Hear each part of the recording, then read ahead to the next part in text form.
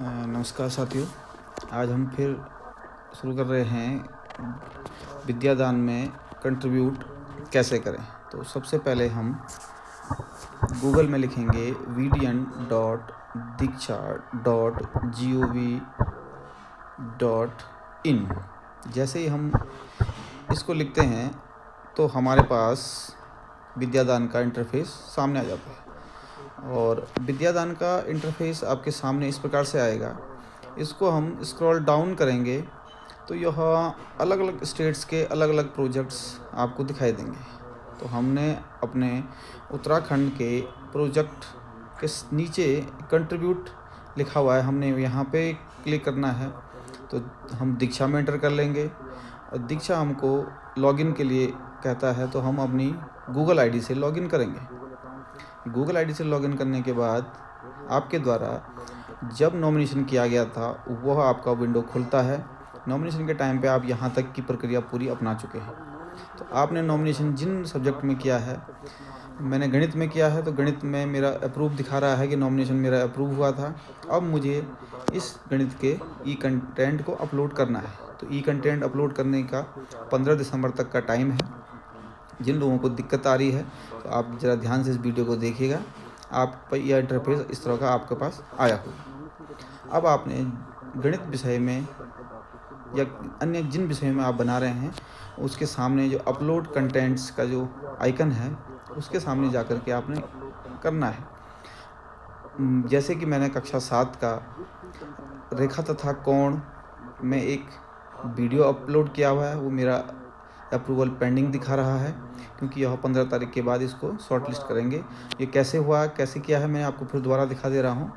आपने यहाँ पे एक्सप्लेनेशन कंटेंट में जाना है, कंटिन्यू करना है, सेलेक्ट फाइल करना है और आपके सिस्टम में जहाँ भी आपने कोई वीडियो बनाया हुआ है उसको सेलेक्ट करके उसको ओपन करना है और उसको अपलोड कर देना है। अब ध्यान रहे कि 20 MB से छोटा हो जिससे यह आसानी से अपलोड हो सके। अब जैसे यह अपलोड हो गया है, ई कंटेंट अपलोड सक्सेसफुली हो गया और ये मेरा कंटेंट का इंटरफेस है, ये आपके सामने दिख रहा है और मैं इसको सबमिट कर दूंगा रिव्यू के लिए। और जैसे ही ये सबमिट रिव्यू हो जाएगा तो ये आपको दिखा देगा कि इसका डिटेल्स क्या क्या है, किसने बनाया है, किस चैप्टर का है, क्या नाम है। तो आपने जहाँ पे नाम है यहाँ पे आपने इस चैप्टर का नाम देना है जिससे आपने इसको बनाया है, जिस चैप्टर से बनाया है, गणित का किस चैप्टर से, या हिंदी का किस चैप्टर से है, विज्ञान का किस चैप्टर से है। जैसे मेरा लाइन और एंगल्स से है तो लाइन एंड एंगल्स मैंने लिख दिया है। डिस्क्रिप्शन में मैंने लिख दिया कि मैं परिभाषाएं बता रहा हूँ, डेफिनेशन है। कैटेगरी यह खुद लिख के दे देगा कि एक्सप्लेनेशन कंटेंट है। और कॉपीराइट्स में आपने SCRT लिखना है और इस पे 2022 ईयर लिख देना है। और ऑथर में आपका नाम स्वतः ही आ जाएगा क्योंकि मेरा नाम इसलिए आ गया है क्योंकि मैंने अपनी गूगल आईडी से लॉगिन किया हुआ है। इस प्रकार से यह जितनी डिटेल्स हैं आप डिटेल भरेंगे और इसको सबमिट कर देंगे। इस प्रकार से आपका कंटेंट एक्सेप्टेड सक्सेसफुली। अब अगला जो आता है कि पेपर कैसे बनाएं। तो पेपर सेट बनाने के लिए मैं आपको एक बता रहा हूँ कि कक्षा 7 का एक पेपर बनाते हैं रेखा तथा कोण से ही, कोण में ही एक छोटा सा पेपर सेट बनाएंगे। इसमें हम देखेंगे कि क्वेश्चन सेट क्रिएट करेंगे। क्वेश्चन सेट क्रिएट करने के लिए क्वेश्चन के आपको बहुत सारी चॉइस हैं, शॉर्ट आंसर है, लॉन्ग आंसर है, मल्टीपल चॉइस है। तो हम एक शॉर्ट आंसर क्वेश्चन पेपर बनाते हैं। तो मैं 1 या 2 क्वेश्चन टाइप करके आपको बता दूंगा, बाकी आप क्योंकि आपने 10 क्वेश्चन टाइप करने हैं, 10 क्वेश्चन टाइप होंगे तब जाके आपका एक पूरा सेट बन के आपके रिव्यू के लिए अपलोड होगा। तो आपने ये शॉर्ट आंसर क्वेश्चन है तो इसमें शॉर्ट आंसर टाइप क्वेश्चन ही बनेगा। तो हम लिख रहे हैं कि न्यून कोण किसे कहते हैं। अब इसका उत्तर लिखेंगे कि इसके उत्तर कई प्रकार से हो सकते हैं कि 0 से 89 अंश के कोण के बीच के कोण को न्यून कोण कहेंगे, या हम कहेंगे कि 90 अंश से छोटे कोण को हम न्यून कोण कहेंगे। तो इस प्रकार से आप जो आपको आपको उचित लगता है आंसर आप उसको टाइप कीजिए। जैसे मैं लिख रहा हूँ कि 90 अंश से छोटे कोण को न्यून कोण कहते हैं। अब इस प्रकार से पहला क्वेश्चन हमारे पास ये टाइप हो गया है। अब जैसे ही पहला क्वेश्चन हम बना लेते हैं, इस क्वेश्चन को बनाने के बाद हम आगे इसको सेव करेंगे। सेव करने के बाद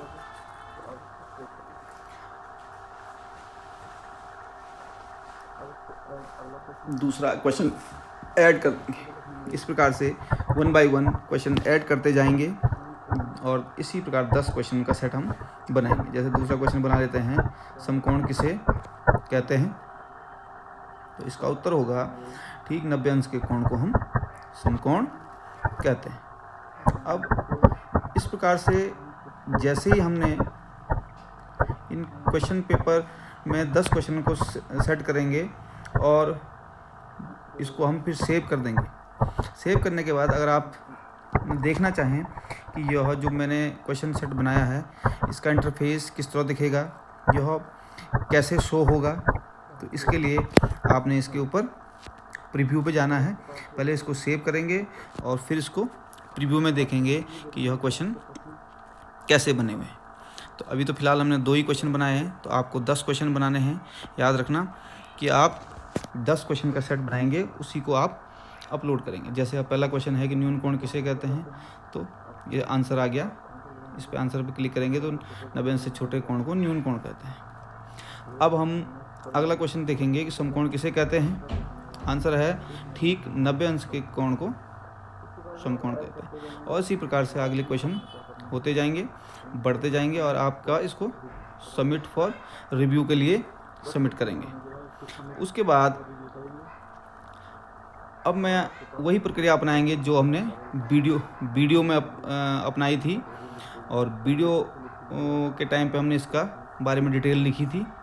डिटेल लिखेंगे और इसको सबमिट कर देंगे। मैं इसलिए नहीं लिख रहा हूँ क्योंकि क्वेश्चन सेट पूरा नहीं बना हुआ है, इसलिए मैं इसको नहीं कर रहा हूँ। अब मैं आपको एक क्वेश्चन सेट दिखा रहा हूँ जो कि मैंने इसको बनाया है और इसको अपलोड किया हुआ है। तो इस क्वेश्चन को देखकर आपको आइडिया आ जाएगा कि आपको पूरी प्रक्रिया के दौरान क्वेश्चन सेट कैसे बनेगा। तो ये एक क्वेश्चन बना रखा है, वर्ग तथा वर्गमूल का क्वेश्चन पेपर बनाया हुआ है। तो आप इसको ज़रा देखेंगे। इसके बाद आप लोगों को दिक्कतें शायद नहीं आएंगी जब आप इसको पूरी तरह समझ जाएंगे, क्योंकि इसमें 2 ही चीज़ आएंगी, वीडियो कंटेंट और क्वेश्चन पेपर। तो निम्न में कौन एक विषम संख्या का वर्ग होगा? अब ये 4 ऑप्शंस हैं। इसका इंटरफेस में 4 विकल्प दिए हुए हैं। जो इसका सही आंसर है उस पर हम टिक मार्क करके देखेंगे तो वो आपको सही का आंसर दे करेगा और नेक्स्ट के लिए दूसरा क्वेश्चन पूछेगा। निम्न में से किस संख्या के इकाई के स्थान पर 1 होगा? तो 19 के वर्ग के इकाई के स्थान पर 1 होगा। इसी प्रकार आगे बढ़ते जाएंगे तथा 18 के वर्ग तथा 19 के वर्ग के बीच प्राकृत संख्याएं कितनी होंगी? तो ये है 36। और आगे बढ़ेंगे, निम्न में से कौन एक पूर्ण वर्ग नहीं है? तो पूर्ण वर्ग इसमें से 1128 पूर्ण वर्ग नहीं है। और एक पूर्ण वर्ग में इकाई के स्थान पर कभी भी निम्न अंक नहीं आ सकता। तो पूर्ण वर्ग होगा तो 3 उसकी इकाई के स्थान पर नहीं आएगा। 68 का वर्ग इकाई के स्थान पर होगा। जब 68 का वर्ग निकालेंगे उसकी इकाई का स्थान पर क्या होगा? 4 होगा।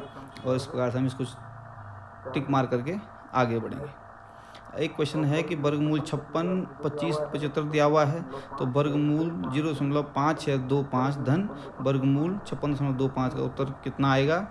8.25। अब ये 8.25 जो उत्तर आया है ये कैसे आया है, इसका सलूशन भी आप दे सकते हैं। जैसे कि मैंने सलूशन दिया हुआ है कि यह इस प्रकार इसको हल करेंगे तो यह इसका आंसर होगा। तो वो कि जब क्वेश्चन पेपर बनाते हैं उसमें आप सलूशन भी लिख सकते हैं। और 6.1 का वर्ग होगा 37.21। अगला है संख्या x के धनात्मक वर्गमूल का निरूपण करने के लिए कौन सी संख्या होगी? वर्गमूल x। और 0.4 का वर्ग होगा 0.16। और इस प्रकार से हमारे पास यह क्वेश्चन पेपर और वीडियो कंटेंट अपलोड करने का यह तरीका है। आशा करता हूँ कि आप लोगों ने यह अच्छी तरह से समझ लिया होगा, सारे डाउट्स आप लोगों के क्लियर हो गए होंगे। Thank you.